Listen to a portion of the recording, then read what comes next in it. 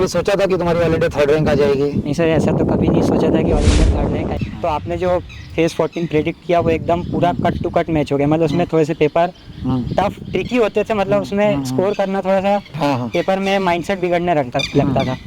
तो उससे बहुत हेल्प हुई। फिर उसके बाद 455 और 458 ये दो पेपर तो मतलब ऐसे है ना कि ये बहुत डिफरेंट लेवल के पेपर हैं जो बहुत मज़ा आएगा। मतलब अच्छे से जिसने पढ़ाई की उसको बहुत अच्छा लगेगा। 455 में मेरे जैसे 550 मार्क्स थे, पर उसमें गलतियाँ हो गई थी थोड़ी सी, तो उसको फिर मैंने कवर किया और सेम पेपर मुझे मेन पेपर लगा।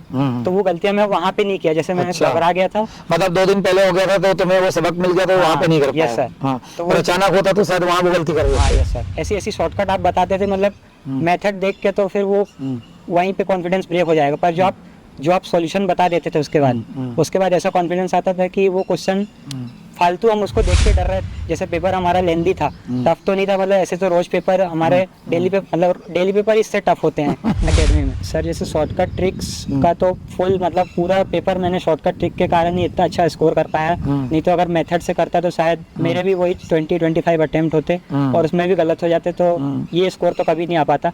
तो वो जो शॉर्टकट ट्रिक्स आपने बताई थी वो पूरी वहाँ पेपर में कनेक्ट हो पाई। सर मन में थोड़ा सा फियर भी था मेरे कि जैसे मेरे बेसिक्स क्लियर नहीं है, तो मैं आप जैसे बोलते थे कि अभी 3 घंटे तुमको बैठना है, तो मैं 5 घंटे थोड़ा सा और पहले आ जाता था। क्योंकि पढ़ाई के साथ साथ यहाँ बहुत सारी चीज़ें ऐसी भी होती हैं जो जिसमें मन बहुत अच्छे से लगता है। जैसे पूजा पाठ होता है, सुबह पढ़ाई करने के पहले हम योग ध्यान प्राणायाम जो करते हैं उससे भी एक बहुत अच्छा एक एनवायरनमेंट फील होता है। सर जैसे एक फेज़ आया था उसमें मेरे मार्क्स बहुत गिर रहे थे, तो उस समय थोड़ा सा डीमोटिवेशन आया था। सर वो मोटिवेशन लेक्चर तो मैं तो ये बोलूँगा कि मेरा घबराहट वाला जो पार्ट है ना वो बहुत वही मेन था कि मैं पेपर में घबराता बहुत हूँ। तो जो आपके जो लेक्चर होते थे मोटिवेशन लेक्चर और जो आप बताते थे स्ट्रेटजीज, उसी के कारण जो मैंने पेपर में इतना ज़्यादा कम मतलब एफटीज में इतना अच्छा कवर अप करके रखा, वो सब उसी के कारण हो पाया। सब पढ़ाई में तो मैं जैसे बिलो एवरेज या एवरेज ही कंसिडर करूँगा, क्योंकि मैंने कभी इतना पढ़ाई की नहीं, मुझे ज़्यादा मैथ्स समझ में आता नहीं था। मैं जैसे 11th-12th में जो कोचिंग जाता था मैं 2 घंटे की मैथ्स के लिए, तो मुझे वहाँ पे इतना समझ में नहीं आता था, मतलब ऐसा रटा रटा सा लगता था मुझे। पर जो यहाँ की पढ़ाई और वहाँ की पढ़ाई में जो अब डिफरेंस समझ में आ रहा है कि मतलब एक्चुअल पढ़ाई कैसी होती है और जो मैंने उस समय कोचिंग जाके जो मैं 2 घंटे करता था उसमें बहुत जमीन आसमान का अंतर है। टॉपर स्टॉक निमसर 2025 की सीरीज में अब मैं आपका परिचय करा रहा हूँ, आपकी मुलाकात करा रहा हूँ, जिसकी निमसर 2025 के एग्जाम में ऑल इंडिया थर्ड रैंक है, अभय शर्मा।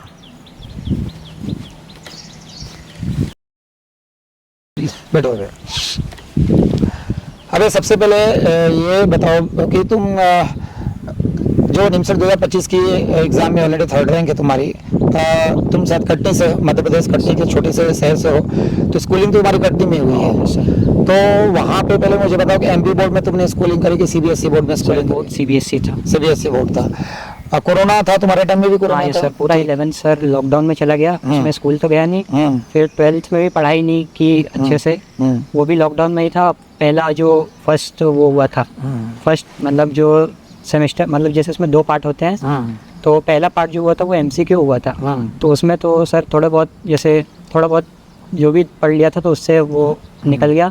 उसके बाद जो सब्जेक्टिव हुआ सेकंड पेपर, उसमें थोड़ी सी दिक्कत हो गई थी, तो जैसे तैसे फिर वो पास कर लिया। तो उसमें भी परसेंटेज तो 12th में बहुत कम बन पाए थे, तो पढ़ाई तो अच्छे से करी नहीं, मतलब बेसिक्स क्लियर नहीं थे। बेसिक क्लियर नहीं हो पाए। तो कभी सोचा था कि 12th के बेसिक क्लियर नहीं है और तुम्हारी निमसर जैसे एग्जाम में जैसे 2025 का पेपर टफ भी था और एनआईटी का वैसे भी बहुत हवा लोग बना के रखते हैं कि बहुत टफ एग्जाम है, तो कभी सोचा था कि तुम्हारी ऑल इंडिया थर्ड रैंक आ जाएगी? नहीं सर, ऐसा तो कभी नहीं सोचा था कि ऑल इंडिया थर्ड रैंक आई थी, पर हाँ अकेडमी पे हमेशा से भरोसा था, क्योंकि मेरे बड़े भैया भी यहाँ से पढ़ के ही निकले थे। अच्छा। तो उनका भी ऐसा ही, मतलब हम साथ में ही कोचिंग और स्कूल करे, तो हमको पता था कि हम दोनों ही सेम मतलब उससे हैं। तो उनकी भी अच्छी रैंक आई थी और वो भी त्रिची उनको अलॉट हो गया था। अच्छा। तो वो मोटिवेशन तुम्हें काम किया? मोटिवेशन था और कॉन्फिडेंस था कि मतलब उसने भैया ने पहले ही बता दिया था कि सर पे भरोसा रखना, हर चीज़ फॉलो करना। तो बस मेरे को पता था कि मैं एकेडमी में अच्छे से पढ़ लूँगा, सारा डिसिप्लिन फॉलो करूँगा, उसके बाद जो रैंक आएगी वो भगवान का प्रसाद समझ के लूँगा। तो बहुत अच्छी बेटा, ऑल इंडिया थर्ड रैंक तो बहुत अच्छी रैंक है तुम्हारे निमसेट में। अब मुझे ये बताओ कि पूरी जेएमए की जर्नी के बारे में मैं तुमसे पूछूंगा, ताकि जो बच्चे निमसेट 2026 में 27 में प्लान कर रहे हैं तैयारी करने के लिए, तो तुम्हारा एकेडमी में जो शेड्यूल था, पढ़ने का तरीका क्या था, क्या स्टडी थी, क्या रणनीति थी, और उस रणनीति को बताया तो मैंने सबको सब कुछ है, इम्प्लीमेंट जो तुमने कैसे किया, शुरू में क्या परेशानी आई और फिर किस ढंग से उसको तुमने अपनाया, और तुम्हारी साल भर मेहनत का पैटर्न क्या था, और कैसे तुम निमसेट की 2025 का पेपर थोड़ा लेंदी भी था, टफ भी था, उसके बाद भी तुम्हारी ऑलरेडी थर्ड रैंक आई। तो तुम्हारी एक जर्नी जो थी जेएमए की और पूरी निमसेट 2025 की जो जर्नी थी वो कैसे थी, उसके बारे में तुम बताओ। सर जब मैं अकेडमी आया था तो मेरा बेस तो क्लियर नहीं था, पर जैसे आपके स्टार्टिंग के लेक्चर होते थे कि आगे मतलब पढ़ाई कैसे होने वाली है, आप पहले से ही थोड़ा सा सिटिंग बनाते थे कि जैसे अभी मैं टाइम बढ़ाऊंगा, फिर उसके बाद फुल टाइम होगा धीरे धीरे।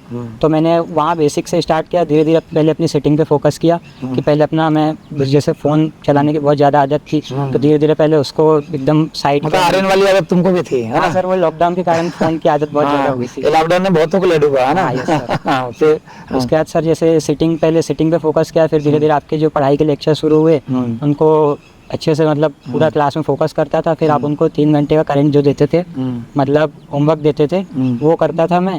फिर उसके बाद जो डीपीएस या डेली पेपर जो होते थे वो रेगुलर क्लासेस के बेस पे होते थे, तो उनको करके मैंने बेस पहले क्लियर कर लिया। अच्छा। फिर उसके बाद जैसे जैसे WT हुए तो जो मतलब बेस तो बनते गया, धीरे धीरे थोड़ी बहुत बुक सॉल्व होती थी स्टार्टिंग में, पर उसको करते करते WT में इम्प्लीमेंट किया। फिर जो WT सेकंड होता था उसमें मेन थोड़ा सा कॉन्फिडेंस आ जाता था कि चैप्टर समझ में अच्छे से आ गया।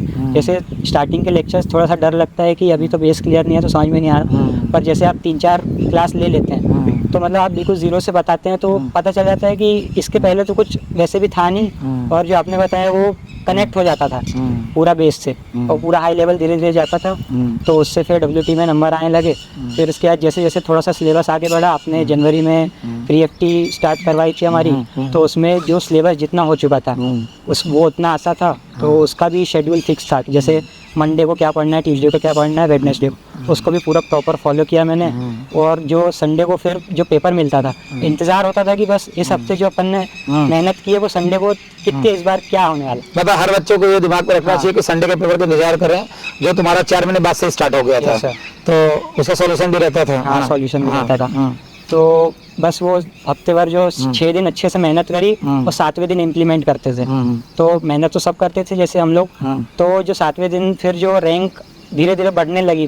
शुरू में तो जैसे प्री-FT में उतने अच्छे मार्क्स नहीं आते थे, तो जैसे 300-400 भी आए तो लगता था कि अभी टाइम है, अभी इस हफ्ते की मेहनत है, फिर अगले और जैसे जैसे होते जाएगा और बढ़ाते जाएंगे। तो वो 400-500 भी गया, 600 भी गया, तो प्री-FT में ही कभी कभी 600 भी टच हो जाता था।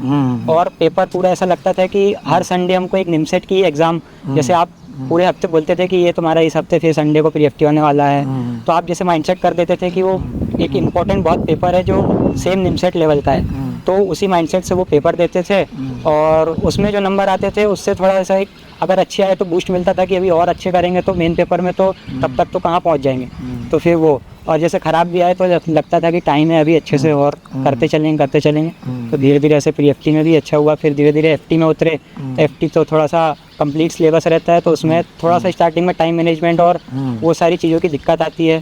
फिर आपने उस पर जो लेक्चर लिए कि स्कैनिंग अपन को कैसे करना है, स्कैनिंग का बताया आपने। फिर उसके बाद स्कैनिंग राउंड अलॉटमेंट हुआ। उसके बाद कौन से चैप्टर जो तुमको लग रहे हैं राउंड 1 में, जो तुमको जिस पे तुम्हारा हाथ अच्छे से जमा है, उनको राउंड 1 पे ले लो, फिर राउंड 2, राउंड 3।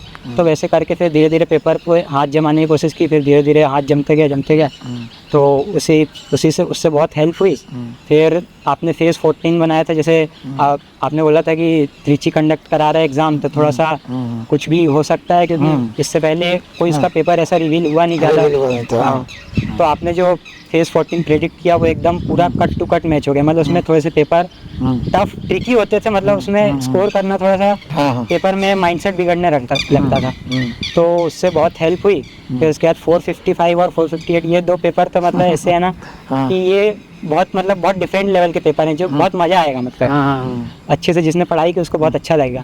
तो 455 में मेरे जैसे 550 मार्क्स थे, पर उसमें गलतियां हो गई थी थोड़ी सी, तो उसको फिर मैंने कवर किया और सेम पेपर मुझे मेन पेपर लगा, तो वो गलतियां मैं वहाँ पे नहीं किया, जैसे मैंने अच्छा। घबरा गया था। मतलब 2 दिन पहले हो गया था तो तुम्हें वो सबक मिल गया तो वहाँ पे नहीं कर पाए। Yes sir. हाँ, तो और अचानक होता तो शायद वहाँ भी गलती कर देते। हाँ यस सर। हाँ। तो जैसे 455 में गलतियां हुई, प्रेशर के कारण कुछ क्वेश्चन हाँ। बनते हुए छूट गए, स्कैनिंग अच्छे से नहीं कर पाया, तो वो ध्यान में मैंने रख के, पता था कि वो 2 दिन में तो भूल नहीं जाऊंगा उस पेपर को, पर उस दिन फिर पेपर देने गया, सारी चीजें अच्छे से ध्यान रखा, पूरा बूट किया अपने आप को, और जो फिर पेपर में अच्छे से फोकस से रह के पूरा स्कैनिंग किया और जो पेपर दिया, तो फिर वो अच्छा पेपर गया।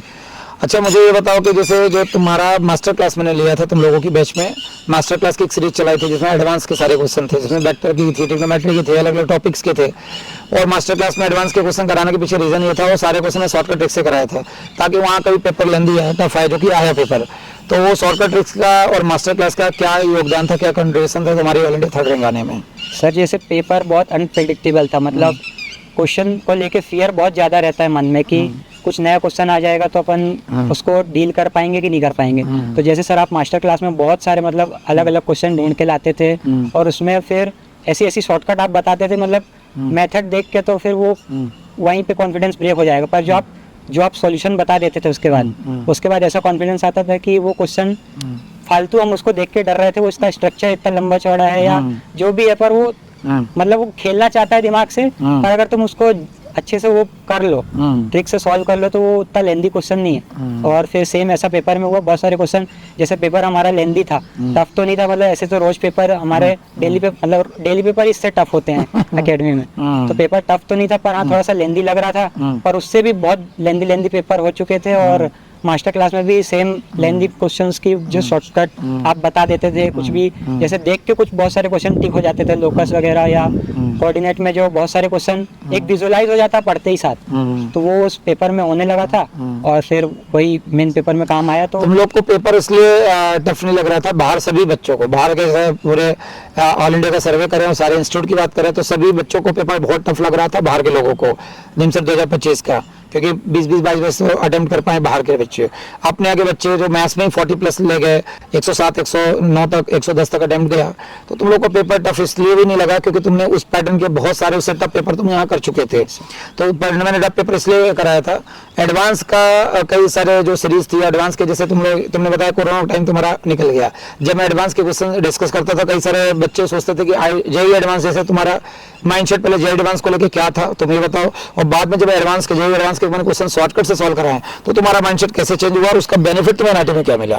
सर जैसे जेईई एडवांस तो मुझे ऐसा पता नहीं था, पर इतना पता था कि बहुत टफ एग्जाम है, पर जैसे हम जो बुक सॉल्व करते थे फर्स्ट डे पे ही जो आपने बुक बताई थी वो सारी आईटी और जेईई एडवांस की थी, और जैसे जैसे आप लेक्चर लेते थे उसके बाद धीरे धीरे वो बुक सॉल्व होने लगती थी, तो एक कॉन्फिडेंस तो था कि मतलब कर तो रहे हैं जेईई के क्वेश्चन, फिर धीरे धीरे जैसे पेपर में भी एडवांस के ही क्वेश्चन आते थे, तो वो आपने बाद में बताया कि जैसे तुमने जो एफटीएस दी हैं उसमें पूरा एडवांस के क्वेश्चन है, और कभी कभी जैसे पता चल जाता था, कभी जैसे कोई क्वेश्चन नहीं बना तो वो कभी कभी सर्च करने में आ जाता था, जैसे घर पे जाके, तो वो पता चल जाता है कि इसमें एडवांस लिखा है और सर ने एडवांस का डाल के रखा, तो फिर उस समय लगता था कि हाँ पेपर तो मतलब अगर स्कोर थोड़ा सा लेफ्ट राइट भी है तो एडवांस का पेपर है, तो उसमें तो वो एडवांस के जो शॉर्टकट ट्रिक्स बताया था मैंने, और सारे मेंस के और खासकर एडवांस के क्वेश्चन और मेंस के क्वेश्चन मिक्स कर मैंने बताया था, तो जो शॉर्टकट ट्रिक्स है तुम्हारा एनआईटी का जो इस बार पेपर आया था 2025 में, उसमें शॉर्टकट ट्रिक्स का क्या योगदान रहा और किस ढंग से उसको तुमने इम्प्लीमेंट किया? सर जैसे शॉर्टकट ट्रिक्स का तो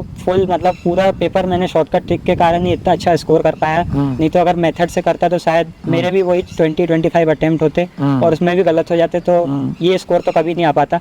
तो वो जो शॉर्टकट ट्रिक्स आपने बताई थी वो पूरी वहाँ पेपर में कनेक्ट हो पाई, और इतने सारे पेपर में वो डेली प्रैक्टिस में आ चुकी थी वो शॉर्टकट ट्रिक ना, तो पेपर में थोड़ा सा अप्लाई करने में दिक्कत नहीं हुई, मतलब रोज का ही लगा वो, तो शॉर्टकट वहाँ पे फटाफट सॉल्व करते गए और ट्रिक से क्वेश्चन लगते गए। निमसर 2025 में बेटा स्कोर क्या था तुम्हारा?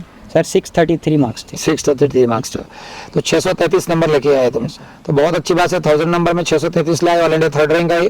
और फिर बाद में जब तुम बोल रहे थे कि मोबाइल का बहुत एडिक्शन था और यहाँ मोबाइल मैंने अलाउड नहीं करा, और डिसिप्लिन इतना था कि सुबह आना है, रात तक बैठ के पढ़ना है, इस टाइम में लंच करना है, योग ध्यान प्राणायाम पूजा अर्चना है, सारी चीज़ें हैं। और एक शेड्यूल मैंने मान दिया था कि तुम्हें 2 घंटे की क्लास है, फिर 3 घंटे का होमवर्क करना है, होमवर्क करने के बाद फिर 2 घंटे टेस्ट देना है, टेस्ट के बाद 2 घंटे रीजनिंग करना है, बच्चों टाइम में रिवीजन करना है। और पहले ऐसे माहौल में रहे नहीं थे, तो ऐसे बहुत सारे बच्चों को लगता है कि हम 13-14 घंटे मेहनत जेम में जाएंगे तो कर पाएंगे, शेड्यूल फॉलो कर पाएंगे। तो हर बच्चा ऐसे ही आता, तुम भी ऐसे ही आए थे। तो क्या इसको तुमने माहौल को अडॉप्ट कर लिया, या क्या ये डिसिप्लिन को फॉलो करने में तुम्हें इरिटेशन तो नहीं होता था, और ये फैमिलियर माहौल तुम्हें मिला और बहुत अच्छा इसको एंजॉय कर पाए, एंजॉय करके पढ़ाई करे, या तुम्हें फेड अप होकर पढ़ाई करा? क्या है, तुम्हें बताओ, तुम्हें अपना अनुभव शेयर करो, तुम कैसा? सर जैसे मैं मोबाइल का बहुत एडिक्शन था मुझे, तो मैं घर पे ऐसे पढ़ाई सिटिंग मेरी थी नहीं, तो मैंने स्टार्टिंग से ही ज्वाइन किया था 7 अक्टूबर जो पहली बैच होती है। तो आप उस स्टार्टिंग से तो धीरे धीरे सिटिंग बनाते हैं, तो वो मैं फॉलो करते गया धीरे धीरे। तो धीरे धीरे जो सिटिंग बनती गई और उसके कारण मेरी धीरे धीरे फुल टाइम सिटिंग हो गई।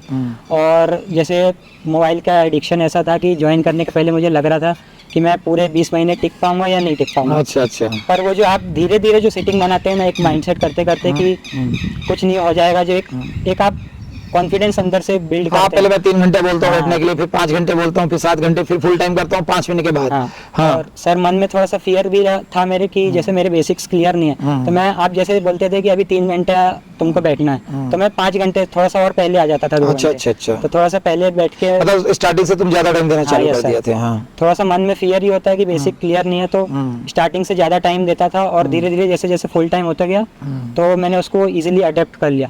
और जैसे पढ़ाई का ऐसा फेडअप का तो कभी वो नहीं था, क्योंकि पढ़ाई के साथ साथ यहाँ बहुत सारी चीजें ऐसी भी होती हैं जो जिसमें मन बहुत अच्छे से लगता है। जैसे पूजा पाठ होता है, सुबह पढ़ाई करने के पहले हम योग ध्यान प्राणायाम जो करते हैं, उससे भी एक बहुत अच्छा एक एनवायरनमेंट फील होता है। और जो क्लास में जो पढ़ाई का माहौल रहता है, सारे बच्चे एक साथ पढ़ते हैं। अगर 2 मिनट तुम सोचो कि यार आज मन नहीं कर रहा पढ़ने का, मुंडी उठा लो तो देखोगे नहीं सारे दोस्त अपने जो है चारों तरफ पढ़ाई कर रहे हैं। तो फिर लगता है कि यार सब तो पढ़ रहे हैं, अपन भी पढ़ते हैं, फिर क्या सब यहीं बैठे हैं, कोई फोन चला नहीं रहा, कोई कुछ भी, कोई डिस्ट्रैक्शन नहीं। तो उसको फुल फोकस से फिर पढ़ते रहो। और जैसे हम अब शहीदों की जन्म तिथि या पुण्यतिथि भी मनाते हैं, उनसे भी बहुत प्रेरणा मिलती है कि अपन भी मतलब एक अपने देश के लिए एक भावना अंदर से आती है कि अपन भी कुछ अच्छा करेंगे। अच्छा, मुझे बताओ कि जैसे तुम्हारे पढ़ाई के दौरान ये चीजें भी हुई होंगी कि कई बार ऐसा भी हुआ होगा तुम्हारी रैंक बहुत फ्लक्चुएट हुई तुम्हारी रैंक टेस्ट सीरीज में। टेस्ट सीरीज देते समय कई बार ऐसा भी होगा डिमोटिवेट हो गए होगे कि मेरी रैंक फ्लक्चुएट हुई, मेरी इतनी अच्छी रैंक चल रही थी और बीच में इस पेपर में रैंक नीचे चली गई।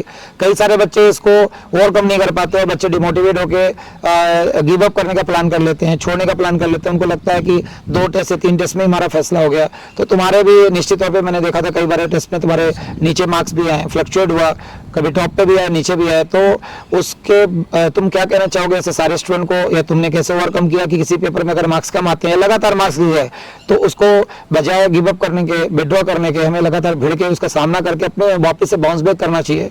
तो कैसे किया तुमने, और बच्चों को क्या कहना चाहोगे ऐसे स्टूडेंट्स को? सर जैसे एक फेज आया था उसमें मेरे मार्क्स बहुत गिर रहे थे, तो उस समय थोड़ा सा डिमोटिवेशन आया था, पर मैंने जो कॉन्सेप्ट और कैप्सूल वो सब प्रॉपर मेंटेन रखा। डिमोटिवेशन आ गया था पर पढ़ाई को उससे कोई असर नहीं पड़ने दिया।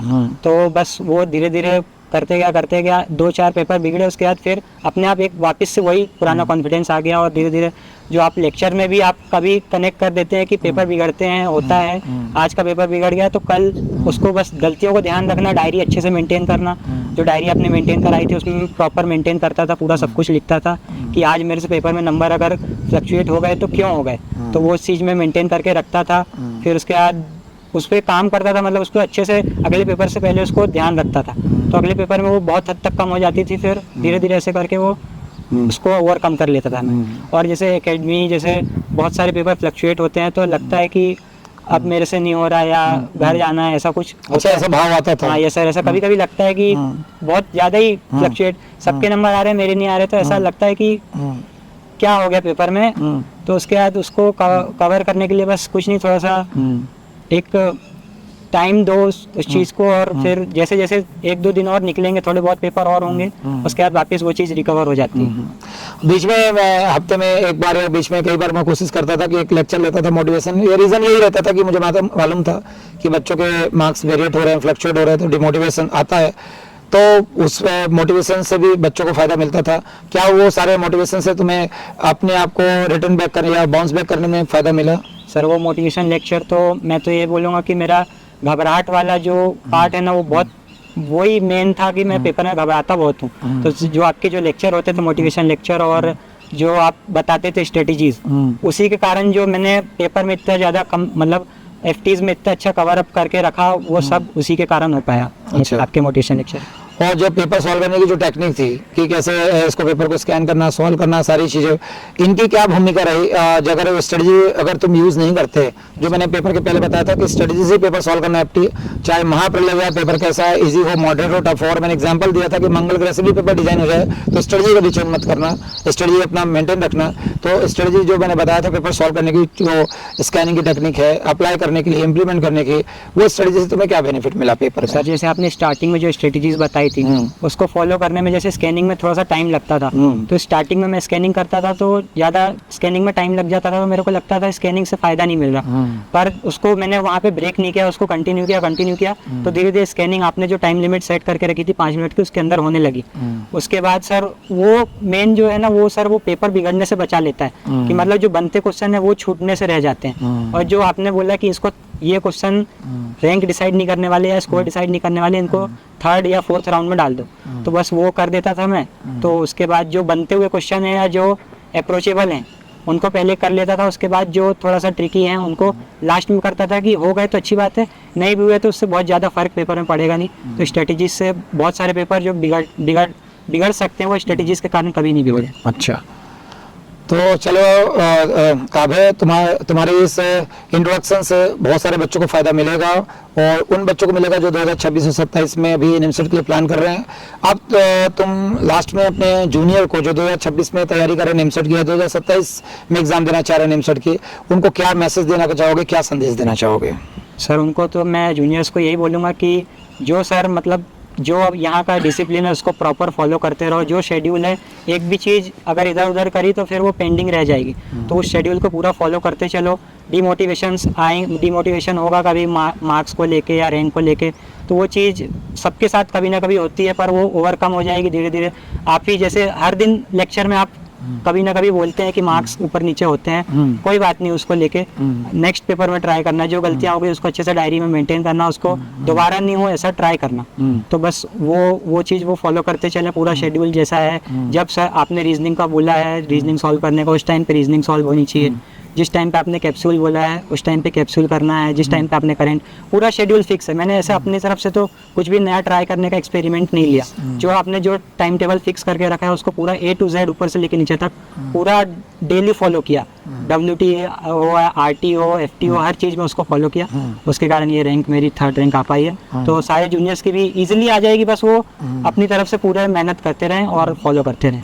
अब मुझे बताओ कि तुम, हर बच्चे का ये है कि ऑलरेडी 3rd रैंक हो तो कहीं तुम बहुत अच्छे आउटस्टैंडिंग स्टूडेंट हो या पढ़ने में शुरू में अच्छे थे, तो तुम्हारा एक हर बच्चे जैसे एवरेज स्टूडेंट में तुम्हारी गिनती होती थी, या अपने आप को तुम बिलो एवरेज समझते थे कि तुम शुरू से आउटस्टैंडिंग थे?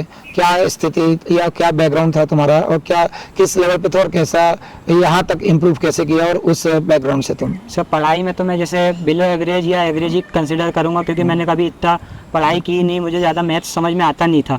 मैं जैसे 11th-12th में जो कोचिंग जाता था मैं 2 घंटे की मैथ्स के लिए, तो मुझे वहाँ पे इतना समझ में नहीं आता था, मतलब ऐसा रटा रटा सा लगता था मुझे। पर जो यहाँ की पढ़ाई और वहाँ की पढ़ाई में जो अब डिफरेंस समझ में आ रहा है कि मतलब एक्चुअल पढ़ाई कैसी होती है, और जो मैंने उस समय कोचिंग जाके जो मैं 2 घंटे करता था उसमें बहुत ज़मीन आसमान का अंतर है। और कभी ऐसा मैंने इतना 10th या 11th-12th में भी कभी मैथ्स में ऐसा अच्छा स्कोर नहीं किया कि मैं कभी IIT, JEE मेंस या एडवांस के बारे में मैं प्रिपरेशन के बारे में सोचूं भी। इसलिए मैंने कभी उस एग्ज़ाम के बारे में मुझे ज़्यादा पता भी नहीं था एकेडमी में आने से पहले। मतलब उसकी कोई तैयारी वगैरह नहीं करी? कुछ भी नहीं सर। मतलब कोई IIT मेंस एडवांस की कोई फॉर्म नहीं भरा था, कोई तैयारी नहीं करा था तुमने? अच्छा, मतलब ये तुम्हारी एंट्रेंस एग्जाम इतनी बड़ी पहली निमसट एग्जाम थी? पहले एग्जाम थी।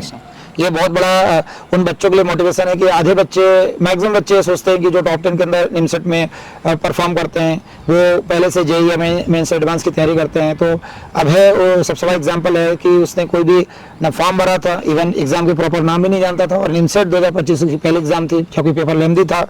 IIT के बहुत सारे क्वेश्चंस मेंस और एडवांस के पूछे जाते हैं निमसट में, उसके बाद भी ऑल इंडिया 3rd रैंक लेके आया, तो ये बहुत बड़ा अचीवमेंट है। उन बच्चों के लिए मैसेज है कि ज़रूर जरूरी नहीं आपका बैकग्राउंड वीक है तो स्ट्रांग भी होना चाहिए। ये जरूरी नहीं कि आपका बैकग्राउंड ऐसा होना चाहिए कि मेंस एडवांस के क्वेश्चन आपसे सॉल्व करना आना ही चाहिए।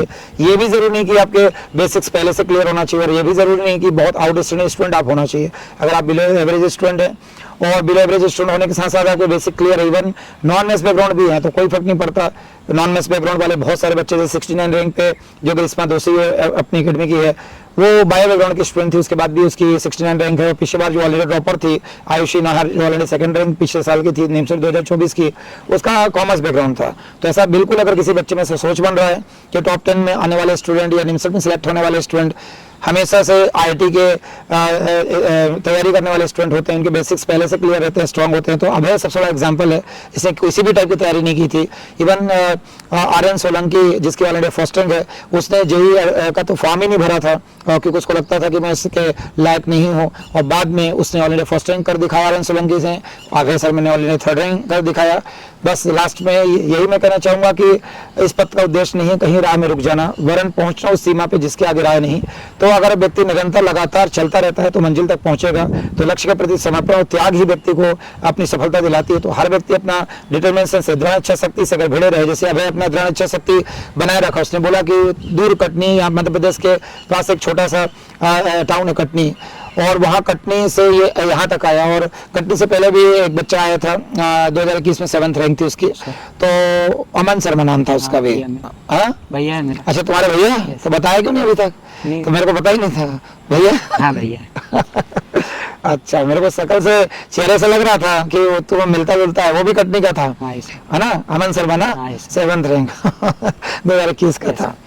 तो बहुत बड़ी बात है। तो 7th रैंक पे था, और वो शायद वो पहले तो एनआईटी की तैयारी करने नहीं आया था, वो बैंक की और गवर्नमेंट जॉब की तैयारी करने आया था।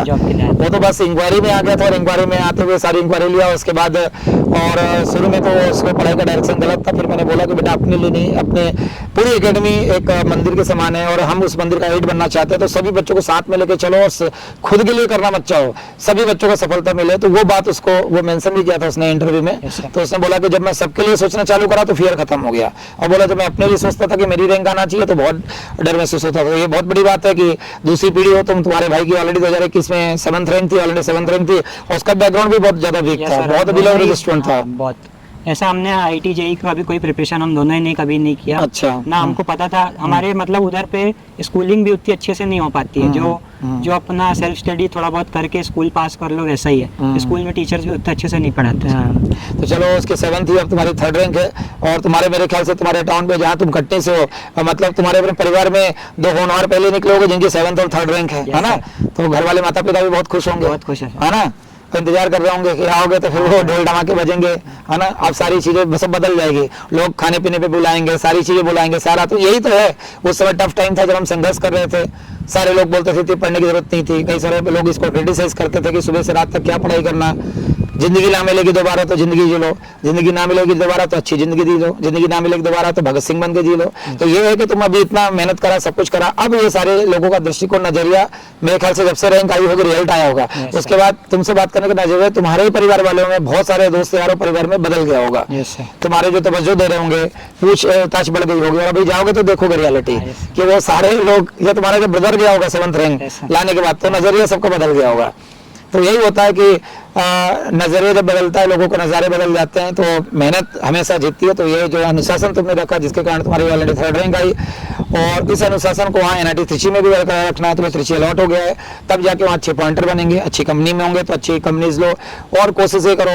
और लास्ट में ये पूछूंगा कि तुम्हारा एक, हर व्यक्ति का उद्देश्य होता है कि हमें क्या करना है। तो जब सफलता तुम्हें मिली, जो ऑलरेडी 3rd रैंक और एनआईटी से जब तुम पास आउट हो गए और सॉफ्टवेयर डिजाइनिंग का काम कर रहे हो, तो इसके बाद तुम्हारा क्या लक्ष्य, क्या उद्देश्य है? तुम्हारा एक उद्देश्य होगा, क्या उद्देश्य है तुम्हारा? सर जैसे एमसीए के अपने 3 साल अच्छे से मैं अपनी मेहनत करके अपनी पहले स्किल्स डेवलप कर लूँगा, उसके बाद डेफिनेटली अपने देश के लिए मैं एक कुछ भी जो भी अपनी तरफ से बन पड़ा, मैं पूरा कोशिश करूँगा कि अपने देश के लिए एक अच्छा हाथ, मजबूत हाथ बन सकूँ। बहुत अच्छी बात है।